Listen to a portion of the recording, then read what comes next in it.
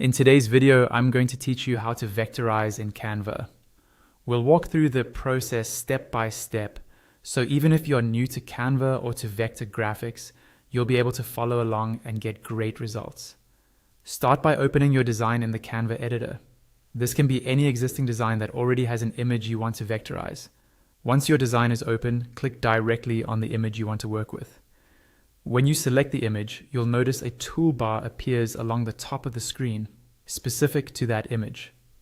On this top toolbar, look for the option labeled Edit. Click on that, and you'll see the Edit Image panel slide open on the left side of your screen.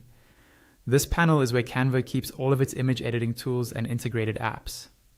Now, stay on that left panel and scroll down until you reach the section called Apps. This is where you can find extra tools that go beyond basic editing. Look for an app called Vectorize. If you don't see it right away, that's okay.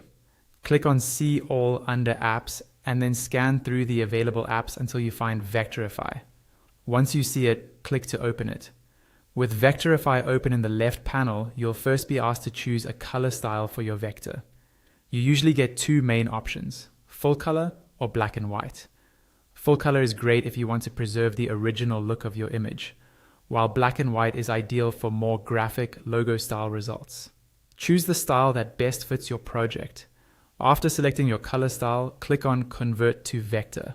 Canva will now process your image, and this can take a little while depending on the complexity of the image and your connection. You can keep an eye on the progress right there in the left panel.